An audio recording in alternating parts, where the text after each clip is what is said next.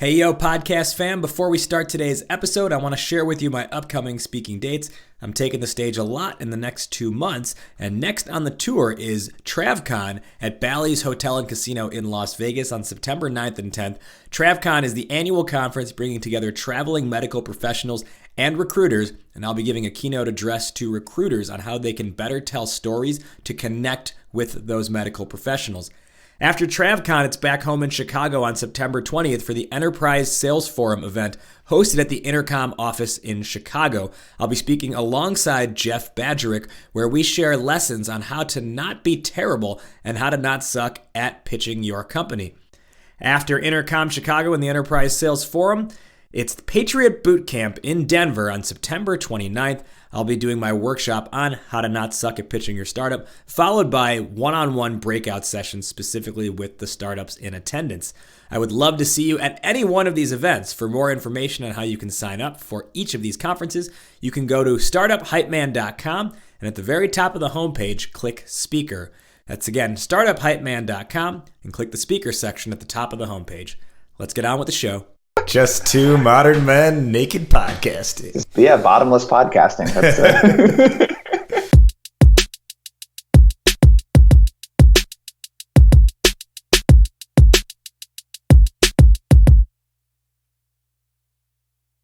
Welcome everybody to Startup Hype Man's Discover Your Inner Awesome podcast. My name is Rajiv Nathan, aka The Raj Nation. I am your show's host and the founder and creative force behind Startup Hype Man, helping startups everywhere build their hype by creating a message that sings. This is Discover Your Inner Awesome, the only show where you get to eavesdrop on conversations with entrepreneurs, artists, and musicians about the stories, the journeys, the struggles, but most importantly, the questions. The questions that help creative thinkers like you and I better understand who we are, what we're doing, and how we can do it better. It's about the mindset, processes, and strategies to help you build a badass company. Now, before we dive into today's conversation, I would like to extend an invitation to join our tribe at startuphypeman.com. Enter your email address there, and you will never miss another episode of this show, getting an email in your inbox every single week when we drop new episodes on Mondays. You'll also get my weekly thoughts, strategies, and ideas on how to build up your hype and create a raving fan base. All right, let's dive in now to this week's conversation of Discover Your Inner Awesome.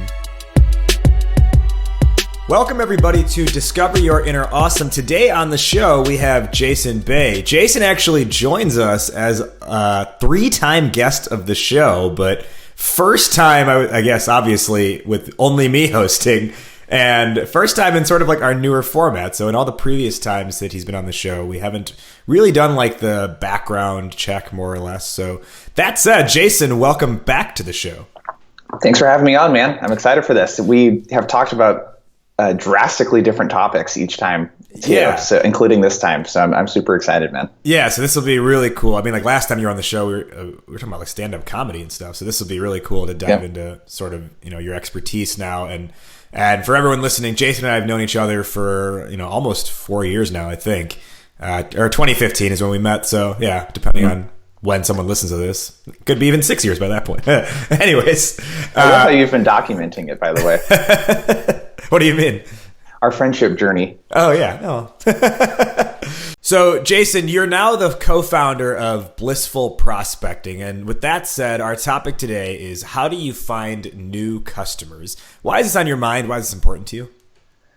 Well, the reason why we started Blissful Prospecting is that when I left a corporate job as a marketing director for a decent-sized construction company, this was about 6 or 7 years ago, I wanted to do consulting. And I immediately went from this B2C style marketing to now I got to know how to do B2B because I got to find customers for myself.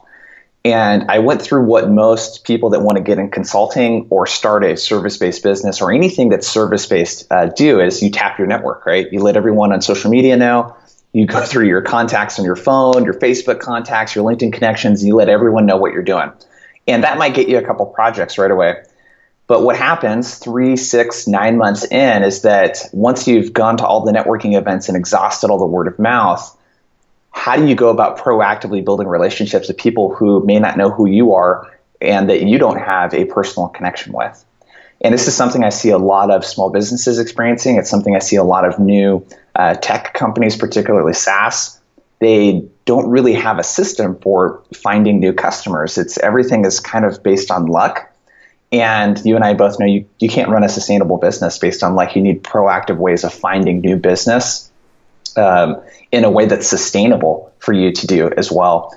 So yeah, it's just been top of mind because it's something everyone that comes to us has this problem. And I would say that many small business owners, and especially in SaaS, this is the first hurdle that they need to overcome, is finding a reliable way to get new customers.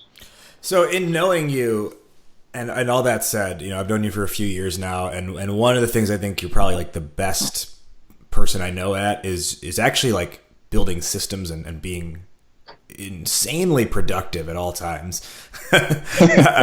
So let's sort of like dial it back and take it back to the OG days. Growing up, like, can you think of like, were you thinking about systems growing up? Was there something that you point to from your childhood or like teenage years where you're like, oh yeah, even then I was doing, things that have to do with building systems and caring about productivity? Yeah, that's a really interesting question.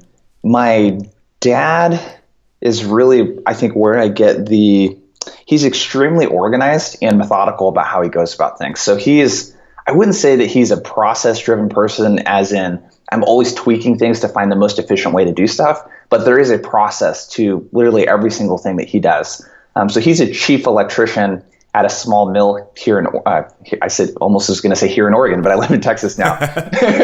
But what he does is very unique because he doesn't really do a lot of electrical for that mill. He does a lot of programming and a lot of how do I set up this user interface for this worker to use on this machine, and how do I get the software to work with the hardware. So his whole background is completely self-taught. And that's what I learned from him was really the resources and the education and the tools are out there. You just need to go find them and you need to use them.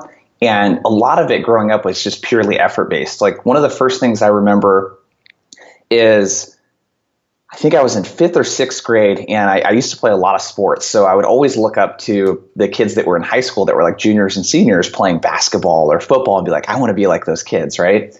When I went to a graduation, I saw someone talking about, they were giving their valedictorian speech. And I was like, you know what? I want to be valedictorian. So 5th, 6th grade, somewhere around there, I said, you know what? When I'm in high school, I'm going to be a valedictorian. And the way that I approached school from then on was extremely methodical. So teachers never had to remind me to, hey, are you putting this in your planner? Are you planning out your week? I was already doing all of that stuff. And to me, the thing that you have that is the most scarce is your time. So I was always looking for a way to maximize my time because I played 3 sports, growing up until high school. And I didn't really have a lot of time for friendships, school, and sports. I had to find a way to get all of that, to stick together. So I guess to answer your question, I don't know if I was thinking about it as like systems and processes, but I've always been very conscious about how I spend my time. And most importantly, what am I doing right now that's getting me closer to what I want to accomplish? And maybe that's what it is. It's just clarity around what is it that you're actually trying to accomplish, and then build your process around that. I know that sounds very obvious, but a lot of people have processes that they've been using in their business for really long, and there's no real purpose to it, and they don't really revisit, well, what does this process help? What is it helping me accomplish, and how can I optimize for that instead of just having a quote unquote process and being process driven? Yeah, and it sounds like growing up, you were the kid that every other parent was like, why can't you just be like, to their own kid, like, why can't you just be more like Jason? Yeah, I remember.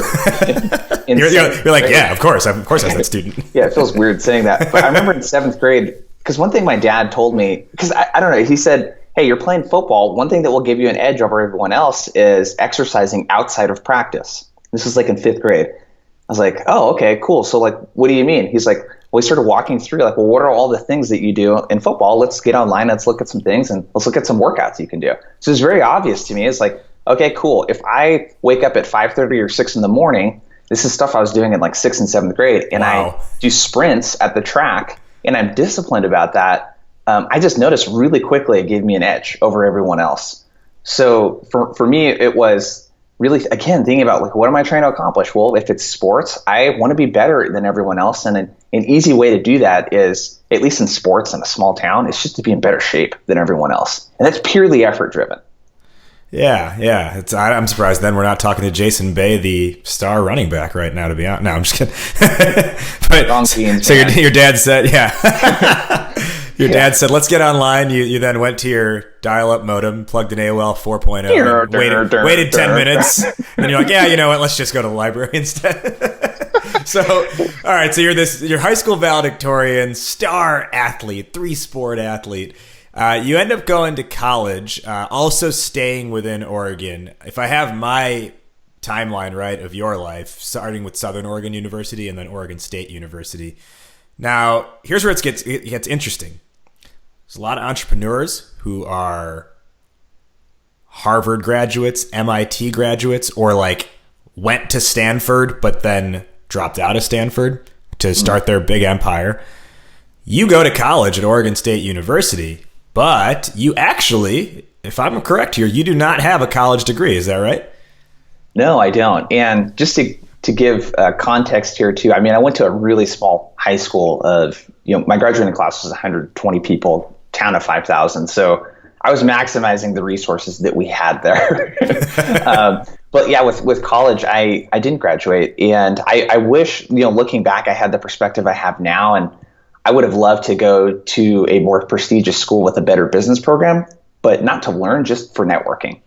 But yeah, I went to college, and I didn't know what entrepreneurship really was growing up, because to me, there was the extremes. I saw my aunt and my grandma running businesses that were like more your mom and pa, brick and mortar. Like my aunt ran a hair salon, and I saw how much she was working, and I was like, I do not want to do that. And then on the other end, of course, you hear about the Facebooks and the Googles of the world, and that's what I thought business was. It was either you run a big Fortune 1000 company or you have a small local business. And I didn't want to do either of those two. And then someone came into my classroom when I was in college at Southern Oregon University and talked about this program called College Works Painting, where essentially they train several thousand students every year on entrepreneurship. And they do that by teaching you how to run a house painting business. And the only reason, honestly, I joined was I made about $6,000 the summer before for college, working at a mill doing manual labor. And I would do anything to make more money than that, because that was like the hardest, most boring thing I'd done. And this seemed like a way to make more money. They said, hey, you can make $10,000. And then was sort of my first foray into like, hey, like this is a system that's results based, because it was 100% commission. So, which I was really nervous about at first. But as soon as I started to get a hang of it, I realized that, hey, this is like I'm working in an environment that actually rewards my type of behavior. Like if you're very disciplined, and especially around the effort and around your learning, you're rewarded, because sales is about that, right? A lot of sales and prospecting and lead gen is just about discipline, just about doing it on a daily basis. And as you do things, I think that you figure out the best way to do it. But if you don't start doing something, you could never. I know optimize is like a really used word, I guess, in tech. I still like using it, but you're never going to optimize what you're doing unless you just start doing it. Well, and like in your college works journey, like you were there for more than just your couple summer internships, right? Like you spent a long time there, and then you also like moved up in the chain there. And the interesting thing is you literally had to knock on doors to sell, right? Yeah. So what I did as a freshman in college, starting in the springtime around March, is I drove 2.5 hours home to Brookings. So from Ashland to Brookings. And basically what I spent Friday, Saturday, and Sunday doing was hiring people to help me knock on doors. So that was how we found business. And that was like basically the college work system was, hey, we're really good at teaching people how to sell and teaching people how to knock on doors. And it was something that honestly was really tough for me at first, just because I still am fairly introverted and not as shy as I used to be, but I was just painfully shy then. So knocking on someone's door and talking to someone I didn't know was very hard. But I ended up doing really, really well that year. And I booked about $100,000 worth of paint jobs, which is about 35 customers or so. And then I ended up being a district manager for the rest of my time in college. So the next 3 years, where I essentially taught other students, and my team was anywhere between 15 and 25 people typically. And I would just teach them all everything that I learned. So I taught them how to market their business, taught them how to do the selling.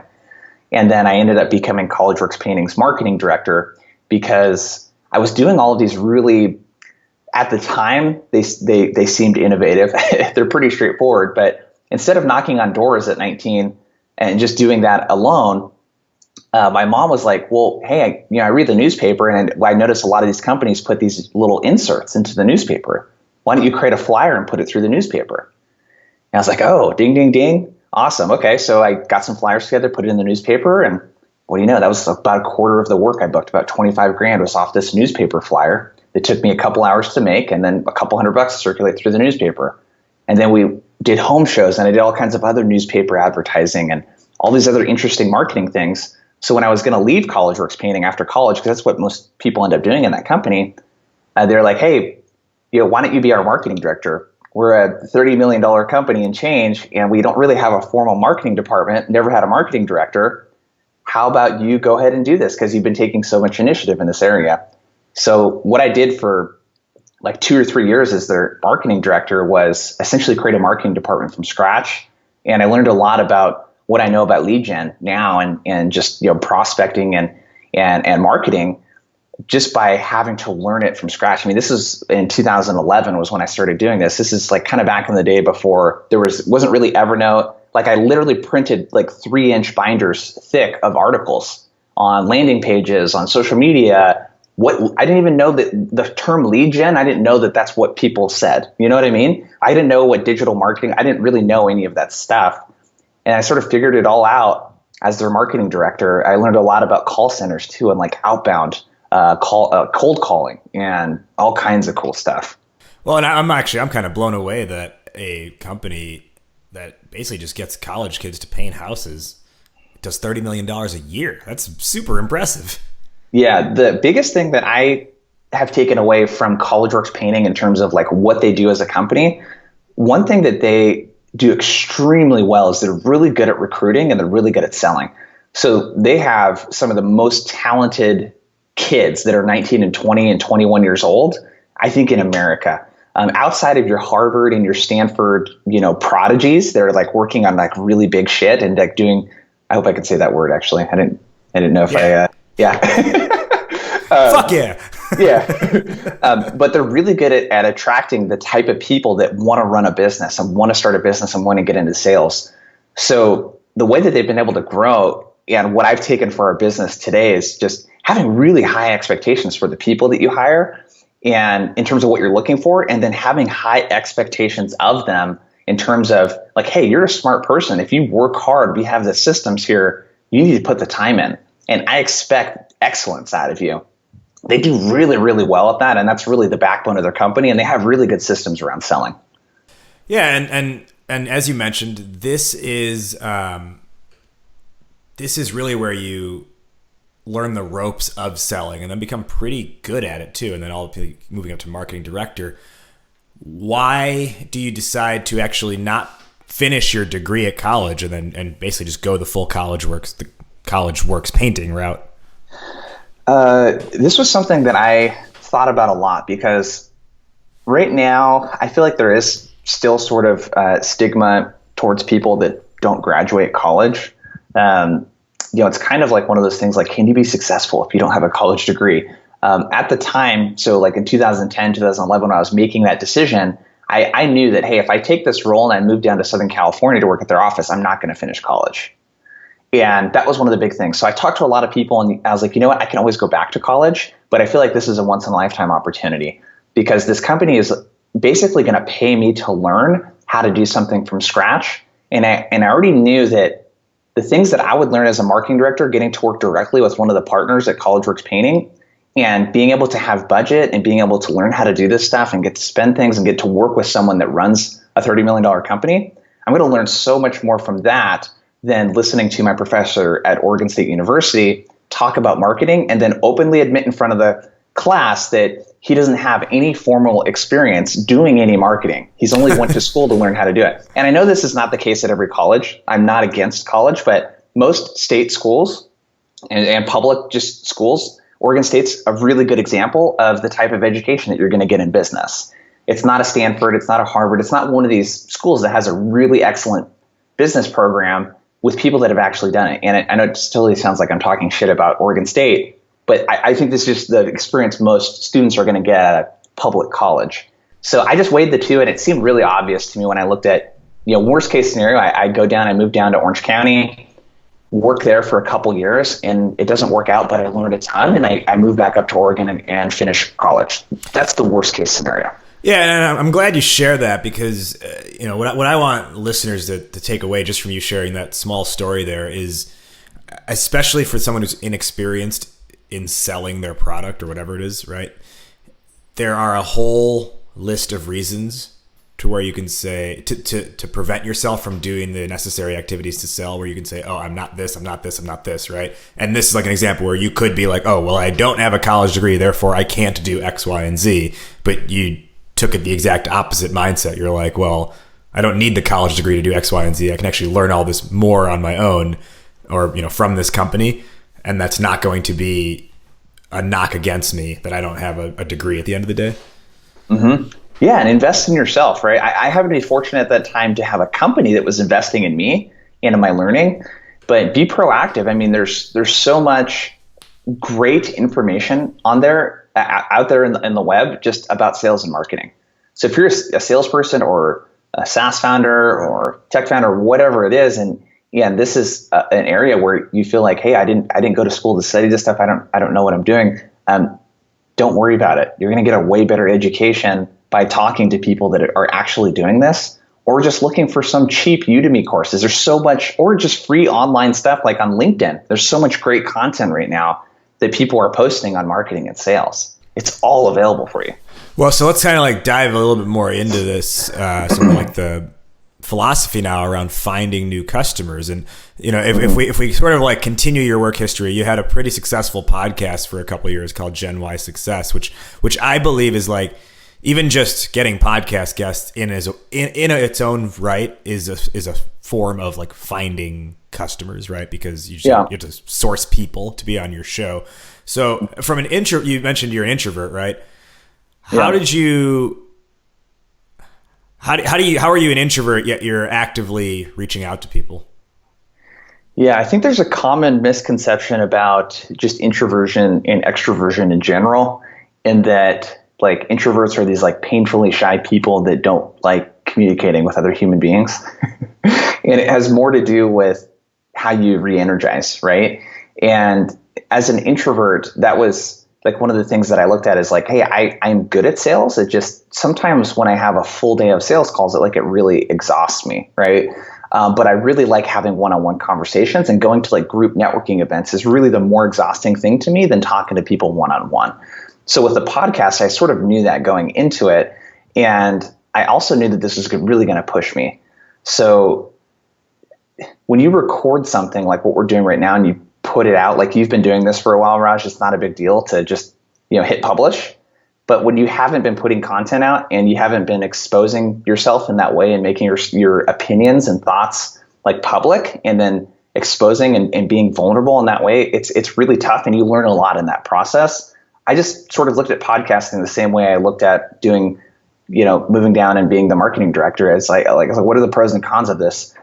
Worst case scenario, it's going to push me outside my comfort zone. It's going to force me to do things because I want to be successful. This is going to force me to do things I'm extremely uncomfortable with. So sending emails to people that I looked up to at that time in the podcasting world, and facing the potential that, hey, this person might say no, they might reject me, they might ignore me. I might interview them and I might not really vibe with them, which was the case in a couple of times. But all of those risks going in, I knew that, hey, what am I going to learn though? I'm going to learn how to interview people. I'm going to learn how to connect with influential people. I'm going to learn how to have better conversations with people too, and how to start something from nothing. That's probably the biggest skill set I took from CollegeWorks Painting at 19 was, how do you start a relationship cold? Person doesn't know you, you don't know them. How can you engage them in a couple seconds, really, and get them to want to talk to you or be interested in what it is that you have to offer? Yeah, and this sort of leads into, our previous week's episode was actually on how do you build relationships with customers. And, when we talk about finding new customers, a big part of that is the relationship building process. And what I've found, I'm sure you found too, in the time you hosted your show, Gen Y Success, is that a podcast is such a good way to start a relationship with someone. Because if you can get along with someone for basically an hour and kind of shoot the shit with them, that's a really good starting point. Yeah. Yeah. And that's how we met. Like, that's literally how we're friends now, is because we podcasted first. Yeah. I think that any relationship these days, because people are so public, it's so easy to access people these days, right? Is like the big differentiator is, can you offer value to this person? So having someone on your podcast is, of course, a value to you, but it's also, this is a big value for me too, being on the show, right? It's going to put me in front of people that probably don't know who I am and that I don't know. So when you have a way that you can offer value, I mean, that's like one of the cornerstones of finding new customers. It's like, what can I offer to this person for free up front, just to show them that, hey, I'm invested in this relationship. I invest in relationships just in general. I care about adding value to whatever community that is I'm creating. Like, doing a lot of those things up front is going to make you completely different than most people that just want to ask someone, just need things from people, and they just ask without giving. Yeah, and so let's dive more into that now. So, you end up doing some consulting work, like independent consulting work for a while under Jason Bay Consulting, but then that leads into Blissful Prospecting, which I would say probably officially, like legal entity wise, started like end of 2017, but I feel like it's something that you had already just been doing inherently through the course of running your own business for a while, right? Yeah. The big challenge that I had when I was first consulting, like I had mentioned earlier, was I am doing B2C marketing. Like, my entire business career has been B2C. Now I have to know and learn how to do B2B. And that's a really tough transition to make, because the same principles that we used in CollegeWorks, like, hey, how can we go knock on doors? Like, you can't really knock on doors for our business now. That would be an extremely inefficient way to find business.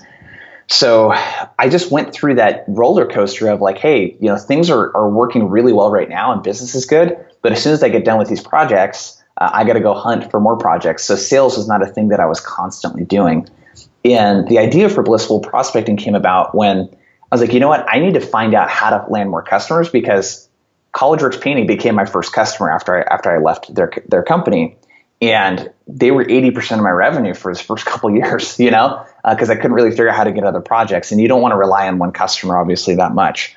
So I started experimenting with like LinkedIn, cold email. I'd read a book called Predictable Revenue by Aaron Ross, and he essentially commercialized like account-based marketing and things like that, and he was really integral at Salesforce with helping them break into like more enterprise level accounts through this system he calls predictable revenue, which was essentially flipping the whole prospecting methodology like on its head. And it was, instead of a salesperson doing all of their own prospecting, all of their own closing, and managing all of their own accounts, how can we create some separation there? How can we have people that just specialize in prospecting, people that just specialize in closing, and then account managers that worry about customer success?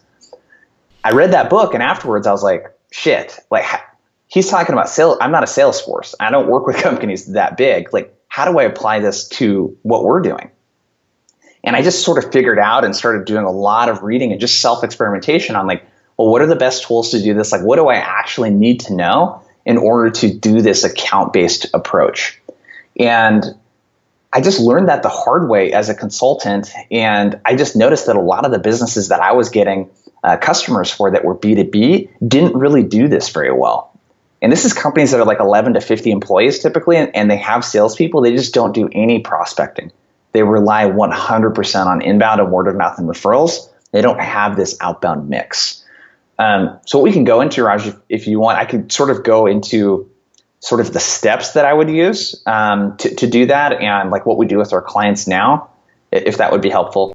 Back with more Discover Your Inner Awesome in just a moment. But first, are you an early stage startup? If so, you're probably running on the messaging treadmill where you're trying to figure out how to pitch your company, how to tell the story, how to communicate, market, and sell this thing that you've built. But for every step you take forward, you get pulled back one, just like you're on a treadmill, because you're either too in the weeds, too technical, or your attention is pulled in too many different directions. Oh, and on top of that, you're facing the everyday mental crisis of being an entrepreneur where you're thinking to yourself, well, maybe I am crazy. Maybe I should have listened to my family and just gotten that safe and secure 6-figure job. Guess what? It's time to get off the treadmill. Introducing Hype Man Academy, my brand new, affordable, equity-free virtual accelerator designed to build a marketing playbook for your startup so you can confidently pitch investors with a clear and compelling message and go out and market and sell to get your first 10 or 20 or 30 customers. Hype Man Academy is a weekly live online workshop where you work alongside your fellow founders, support and help one another, and get one-on-one access with me through virtual office hours.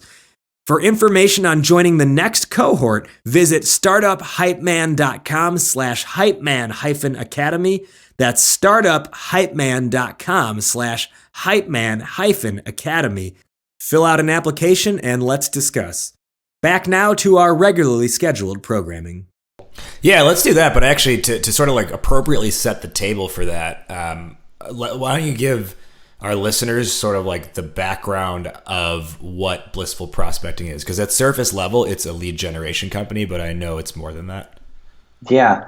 So what we're essentially doing is saying, like, hey, if you run a B2B business and you sell a fairly high ticket service, and when I say high ticket, I mean for small businesses. So if you're selling, 5 to 10K per month retainers for your marketing agency, or you're doing really high end consulting where, hey, if I work with this client, I'm going to get 10 or 20K for over the period of working with them, or maybe it's a 10K per month type of thing. If you're a service provider or a marketing agency or anyone else selling services and it's B2B, what we're doing is essentially allowing you to outsource that SDR function, that prospecting function, to us, because you don't have the time to do it. You may not have the expertise, and you certainly don't have the time to manage someone and teach them how to do it.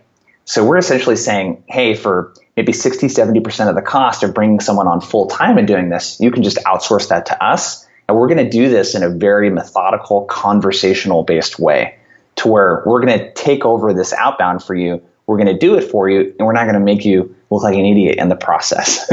Yeah. So so this is a good segue into some of these tactics, like conversation-based approach. What do you mean by that? So the big thing that I mean, you probably get these emails every day, just like I do, is that the way people approach prospecting is, and this is a big lesson I learned just really early on with even at College Works Painting, is that if you try to make the sale the first time you meet someone, it comes off as extremely salesy, right? And it comes off very disingenuous. And the number one rule that we have is don't prospect to make a sale, prospect to start a conversation. So if you go into this thinking that, hey, how would I approach someone at a networking event? And a lot of people do this really shady. I was just at a networking event yesterday, and those are so much fun for so many reasons. But the way that a lot of people approach cold email would be the equivalent of me approaching you, Raj, at a networking event and being like, hey, Raj, how's it going? Good. Okay, cool. Well, anyways, my name's Jason. I run a company called Blissful Prospecting, and we sell prospecting services. What we realize is a lot of businesses lack in this area, and we're able to set up discovery calls with them. And I'd like to do that with you. I think we could really help you out. So what do you say that, we set up a time where I can get an hour of your time, maybe over lunch or coffee, and I talk about how we can help you? It's like, no. I legit stop listening halfway through that. I'm not even joking. I stopped paying attention. So the conversation, now if I approach, this is how I would do it in person. I would ask you, Raj, hey, so what are you doing? Why are you here? What are you looking to get out of this event? Okay, cool. So at Blissful Prospecting, the company I run, we essentially help clients outsource their prospecting. Have you ever noticed that when you're looking for a new business, that sometimes you maybe run into, hey, this person's not qualified, they don't have the budget, this is not a good fit? I'm asking questions like that to just sort of probe and figure out what this person needs and how I can be helpful first. Yeah. You need to approach prospecting the same exact way. So when you send a message to someone on LinkedIn and it's just a huge long message about who you are and all the services you provide, you've basically shown the prospect that the only thing I care about is taking your money. I don't actually care about helping you. Because if I cared about helping you, I'd actually figure out what you need right now. And I would figure out how I can help you accomplish some of the pain points or overcome some of the pain points and challenges that you're experiencing right now. Yeah, and this is so important too because I think it's as salespeople, as entrepreneurs, as those who are pushing the product out there, we get so caught up in like we have this thing to provide to people, which we know ultimately helps them, right? That's why we built it in the first place. Yep. But then you lose sight of who you're actually doing it for and why they should care. And you mentioned that like live networking example. Like I've been at events before where it's honestly it's usually like a financial advisor who will do like the hard sell like right away, and then you're like looking at your drink and you're like, okay, how do I step out of this? Yeah, it's crazy. Or it's network marketers, right? People doing the MLM thing and trying to sell you health products. Oh my God. Oh, don't get me started. We can do a whole episode on MLM, but we won't. Yeah. So this conversation-based approach is, you explained it very well there. So it's taking that idea of what if you met them at a networking event and bringing it to an online scalable format. It's easy to, in the live networking event, say like, okay, well, yeah, start a conversation with them, right? Ask them how their day is. But, I'm not necessarily going to respond to an email from someone I don't know who asks me just in one email, hey, how's your day going? So how do you translate this to the online format? Sure. So to backtrack first, I think there's a couple things you need to do beforehand before you even reach out to someone. Where I see people making a big mistake is not actually knowing who their ideal client is. So what you want to make sure to do, and LinkedIn is a really great tool, LinkedIn Sales Navigator, to do this is make sure that the prospect fits your ideal client profile first. So make sure that you have a really good idea of like, what am I looking for in the company first that would be a good fit for my business to help? And then am I talking to the right person? So a lot of times what people will make the mistake of, and what's the easiest way to do this is just look at your existing customer base and who's been the best customer for you. Who do you get the best results for? Who always comes back for more? Who has left you a testimonial? Who has been your case studies, et cetera? And look at those people on LinkedIn first and just identify some really basics. Is there any commonalities I notice in the industry that these people are in? The size of those companies from an employee count? Is there a certain type of technology they might use? Right? If you do Marketo consulting, it's important that the company actually uses Marketo, right? In order to do that. LinkedIn gives you all of these tools. And then from there, a lot of the mistakes I see people make too, this is something that we have learned the hard way, is are you reaching out to the right person? So you got to know like who the decision maker is, but you also got to be able to, we break this down in two ways. You want to reach out to the people that have decision-making power, but you also want to reach out to the people that are actually that would be using the thing that your solution is going to help them with. So an example of that I could give would be, we could just use blissful prospecting as an example. So like at a company, I know that, hey, our ideal clients are not like 1,000 employee companies. Like our ideal clients are typically like at most a couple hundred employees. But I also know that, hey, if a company has 200 employees, that CEO is likely going to be really hard to get a hold of compared to like a VP of sales or a chief revenue officer, right? So I know that going in. If it's under 50 employees, I know that, hey, I'm probably going to have a really high likelihood of engaging with the founder. But if I engage with the founder, I'm going to know that like this person, I'm probably not going to be able to get on the phone and do an appointment with. Like I'm probably going to have to ask them who the best person would be to talk to. So bottom line, before even reaching out to someone, is make sure that this company is a good fit for your services or your product first, and then make sure that you're talking to the right person, because that's going to dictate what you say to these people. So what I like to know going into the conversation is if I know that, and I'll just use blissful prospecting as an example again, if I know that I want to talk to businesses under 200 employees and it needs to be someone that is in charge of sales, because those are the people that are going to be experiencing the biggest pain points that my service helps them overcome. So a lot of the pain points, and this is something you need to really understand about your prospects, is like, what is this company experiencing pain point wise that I can help them with? What is this person experiencing from a pain point standpoint?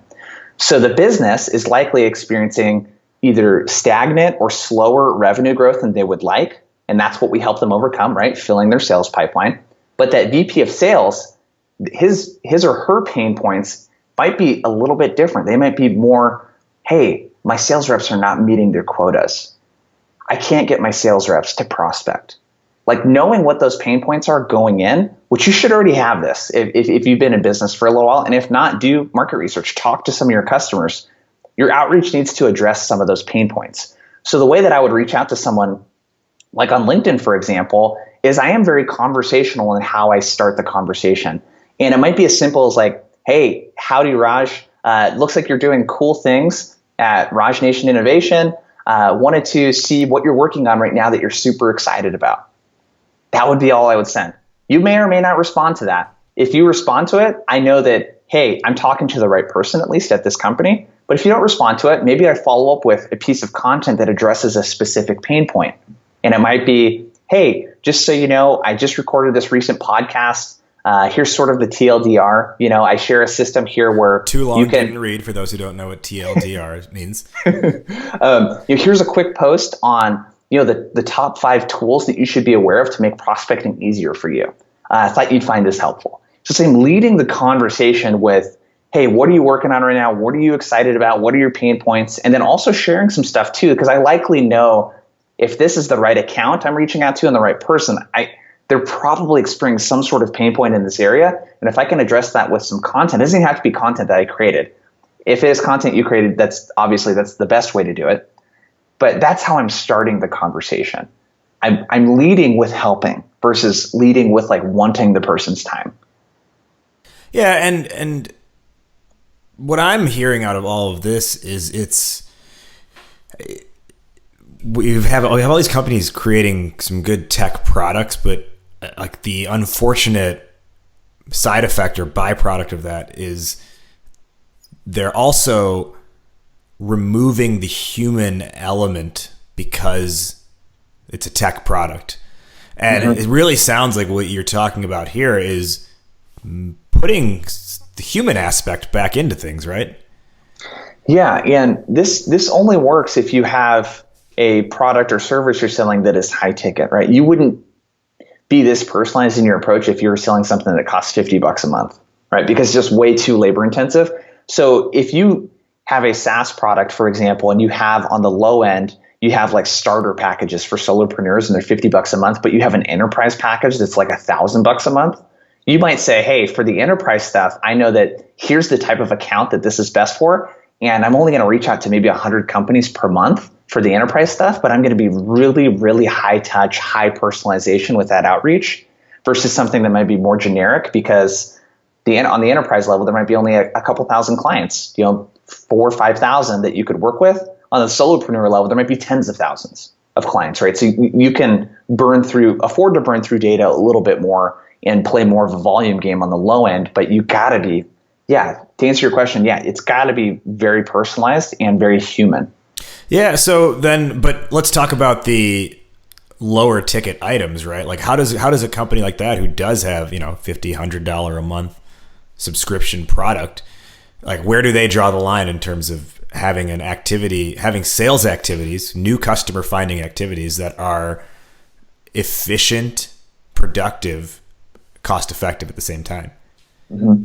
It's a great question. So the way that you might segment that type of approach from an outbound standpoint is you might say, hey, if I'm doing cold email, for example, on the low end with these solopreneur packages, let's say that are $50 or $100 a month, I might not put a lot of personalization into those emails.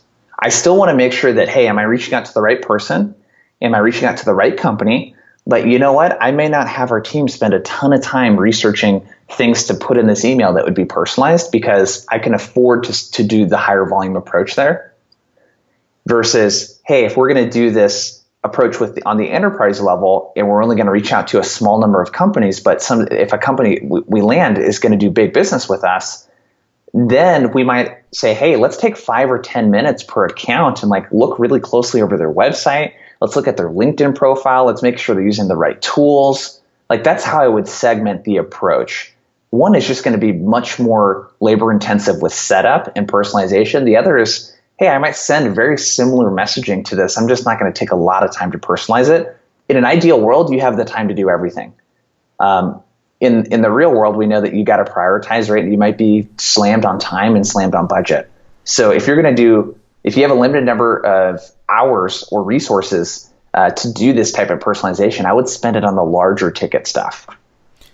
Something else I think you're also really good at, and something that you kind of like sparked me to do more of, was create content.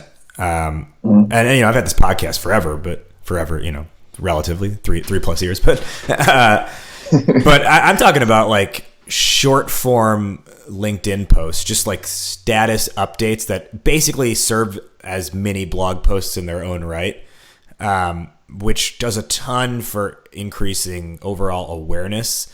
I've had like actual direct leads come out of posts I've done through LinkedIn statuses. And I think another benefit I've found too is, even if, because not everything you post is going to create direct leads, right? In fact, most of it won't, but there are ones that are going to hit.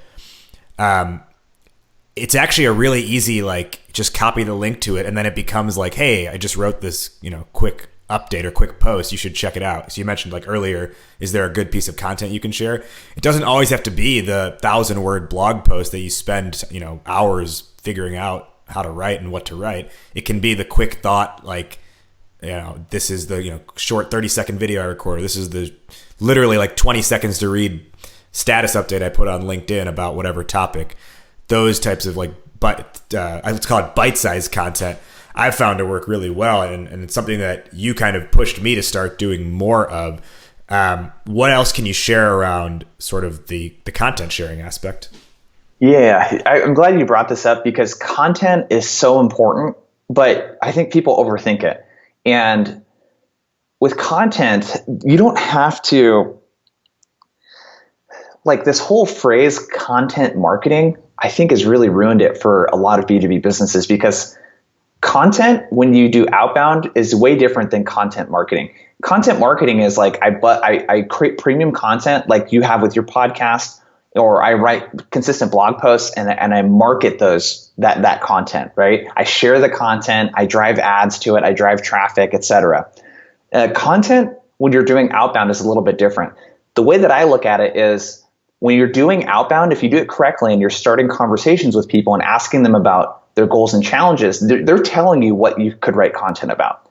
So people are sharing, in my case, like, hey, yeah, my salespeople are not meeting their quotas, or hey, we've never done prospecting before. So I'm like, ding, ding, ding. A lot of people are telling me that they've never done prospecting before. So what if I just wrote a LinkedIn post on how to get started with podcasting with prospecting? Then I'd write the other post. Yeah, it doesn't have to be crazy. Like one thing that I notice is a good sales angle with my own sales approach is asking people questions about, like, hey, how many new prospects are you adding to your pipeline each week? What are your close rates? All this other stuff. And a lot of people don't know the answers to these questions because they don't use a CRM. So I just put up, like, my most recent post is just about the fact that 40% of salespeople still use Excel and Google Sheets as their CRM instead of actually having a CRM. And it's gotten 28 likes, 45 comments, about 6,000 views. Like, that's sort of on average how the posts perform. And that didn't take me maybe 30 minutes to write, but I know this is addressing a specific pain point that people have, and that they don't know some of these things because they're afraid that it's a huge investment to get a CRM when a lot of them are free. You know what I mean? So yeah. I think the content is, like, it doesn't have to be complicated, and don't underestimate the fact that social proof is extremely important. So LinkedIn is a great tool because I can figure out the people on LinkedIn that fit my account profiles and prospect profiles, and I can connect with them. And as soon as I connect with someone, they become a part of my network, and they're going to start seeing the things that I'm posting. And I think people underestimate social proof. If you're sharing a post with someone that has, several dozen likes and comments, which is really good for LinkedIn, people are going to look at you and be like, well, people must value what this person says because they can see that other people are liking and commenting and sharing and engaging with what this person posted. So the content doesn't have to be this like, step-by-step way to do this. Yeah, it's not like world changing. It's just... Yeah, it doesn't have to be crazy. And there's no excuse for not making content when you can just put up a long-form LinkedIn post. But when you prospect, and again, if you're using it to start conversations, pay a lot of attention to what people express as their pain points and their frustrations, and make sure to just write posts that help them with that, and make that be the thing that starts future conversations with prospects. Hey, I wrote this post. A lot of people are liking and commenting on it. I thought that you would find this valuable too. Check it out. And you start the conversation that way versus just, hey, can I get 10 minutes of your time? Or, hey, we offer these 20 different services. We'd love to hop on the phone to talk to you about it. You're not showing anything to that prospect about, hey, I want to be a resource for you. I actually want to be a problem solver for your company, not just take your money. And to just illustrate that point of the social proof and it not having to be like world-changing content, like literally, as of this recording, literally yesterday, my post on LinkedIn, and for everyone listening, when we talk about posts, 99% of what we're talking about here is literally just like writing a status update, not even writing a LinkedIn article / blog post, just a status update. And so my status update was a photo of a graphic of Super Mario. And it shows little like normal Mario, and underneath it says person who's a potential customer plus fire flower, and underneath that says your product equals, and you show Mario spitting fireballs out, and underneath first Mario is potential customer, underneath flower is your product, and then Mario with the flower power fireball is awesome person who can do rad shit, and then the graphic says, for the flower, it says, this is not what your business sells. Mario shooting fireballs, it says, this is. I didn't even create that graphic. I just found it online and I said, hey, I first saw this a few years ago. I loved it. I thought it was genius then. I come back to it every so often as a reminder to myself and for the companies that I work with. And so I just asked, what's your awesome person who can do rad shit? And you get all these likes and comments. So far it's almost 3,000 views, 30 likes, 15 comments of people who this resonates with, right? And who they're saying, they're either telling me who their awesome person who can do rad shit is, or they're just giving their general thoughts on it. And my point here is I didn't build this graphic. I didn't even think of it in that format. I just posted something that I liked and saw, and it's catching fire. And once you see a few people like it and comment on it, you're like, oh, what's this thing? Should I be interested in it? Oh, wow, it is interesting. So the social proof just starts to happen naturally once you get a little bit of like, I don't want to call it virality, but virality into the equation. Yeah. And then every now and then you're going to really strike a nerve. Every now and then I'll get a post that has like 1,000 or 100,000 views on it. Yeah. And like you think about that, worst case scenario that I've seen on LinkedIn is like, maybe 2/3 of the people that see this are not people that could hire me, but 1/3 of them are. Yeah. And that's like 25,000, 30,000 people that are seeing your stuff. And the other thing too is if you're really proactive on LinkedIn, like we get all of our outbound business for Blissful Prospecting through LinkedIn. So I'm a LinkedIn connection with everyone I'm doing prospecting with and sales calls with. So they're seeing this content as we post it, and they're seeing that social proof too.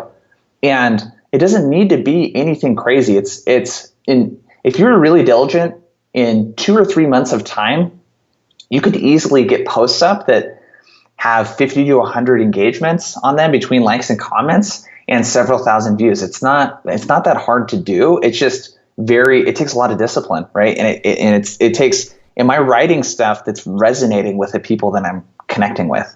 Yeah, and discipline in the sense of like it takes like 20 minutes to think and just write something and publish it. Yeah, that's it really the discipline doesn't take a lot of time. But yeah, it's seriously 20, 30 minutes, because the thing I love about prospecting, and for SaaS, this is so important. Prospecting is like, it's like you should be capturing the data you get from prospecting for market research too. Because if you're reaching out to people, they're telling you all sorts of things about what their challenges are, what they like about what's in the marketplace right now, what they don't like, what tools they're using. All of this stuff. It's like the ultimate market research for your SaaS company. So if you're in tune with who your prospects are and you're asking the right questions, creating the content should be really easy.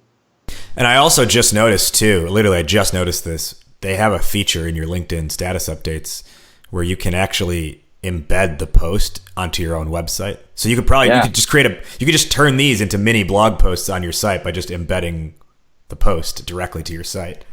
Yeah, I never thought of that. Yeah. One person that's in our LinkedIn pod, Liston, what he did in one of his posts that just went like pretty viral, like hundreds of thousands of views on it.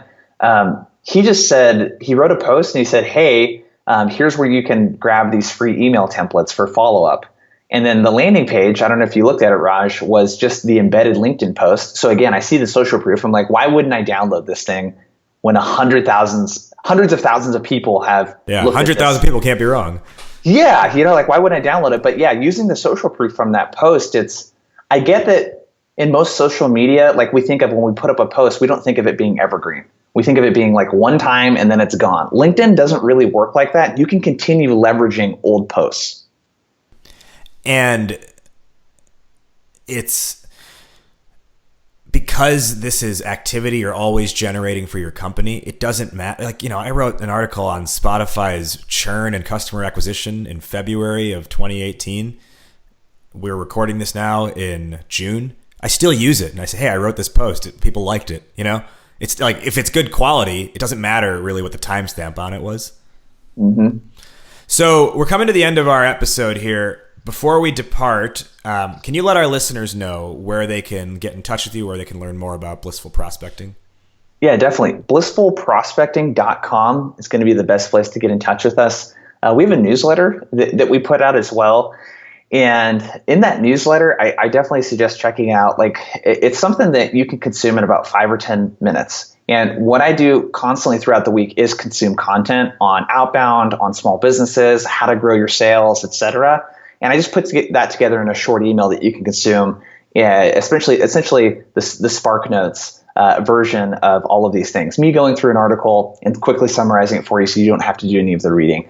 If you want to get for free sort of an idea of like how we do things, like that's the best thing to check out. And then obviously, connect with me on LinkedIn, Jason Bay on LinkedIn. I think it's linkedin.com/JasonDBay on LinkedIn. Those are the two best places to connect with us. And you can guarantee if we connect with you on LinkedIn, you will not immediately inbox us saying, bye. Yeah.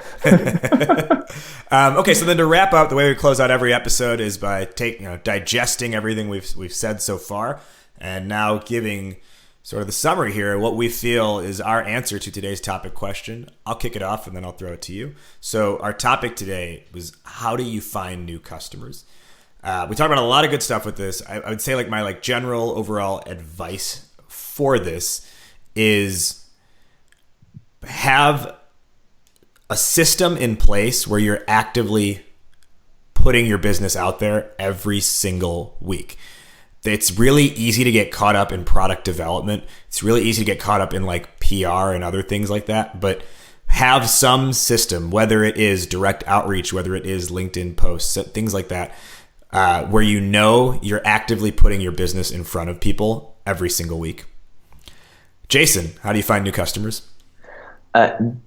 Start a conversation. I think it really comes back to that lesson. Don't prospect to make a sale, prospect to start a conversation. If you're selling a product and you have a high ticket offering, you have to prospect. There's no reason why you shouldn't be on the hunt for large accounts. And the biggest thing in starting a conversation, it can't be a how's it going. You got to really spend the time and really pay attention while you're prospecting and looking back through your existing customers with, what are they really trying to accomplish, this business? What are this business's biggest challenges and obstacles standing in the way of them accomplishing their goals? And then think on the persona level. The person that I'm talking to right now, what does a day in the life of their workflow look like? What are the goals they have and what are the challenges and obstacles in the way of that person as well? And then start a conversation. Treat them like a person. Treat it like you would be talking to them in person. And make sure that you start the conversation with value. And this is something you got to do consistently on a regular basis.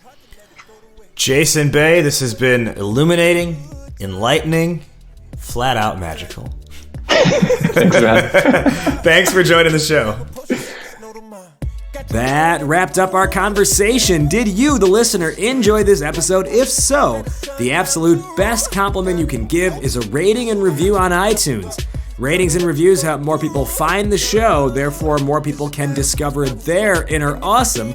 And if you want to extend that compliment further, while you're leaving that review, go ahead and subscribe to the show on whatever platform you listen, whether that's iTunes, Spotify, Google Play, or the various other networks in which you can find this show. For full show notes, references, and resources, as well as access to the over 100 episode archive, visit the podcast official site, www.discoveryourinnerawesome.com. And remember, for tips, strategies, and ideas on how to build up your company's hype with a message that sings, visit startuphypeman.com. Season 10's theme song is from Sir the Baptist. The song is called Dance with the Devil. It is off his album Saint or Sinner, which you can grab on Spotify, iTunes, Apple Music, and anywhere else digital music is distributed. That'll tie a bow on this one. Thank you again to this week's guest for joining us. I am Raj Nation. You have been listening to Startup Hype Man's Discover Your Inner Awesome podcast. We will see you next time, but in the meantime, take care and be awesome today. This a dance with the devil, girl. Tell me what you gonna do. This a dance with the devil, girl. And if you can't get it loose, then it's a dance with the devil.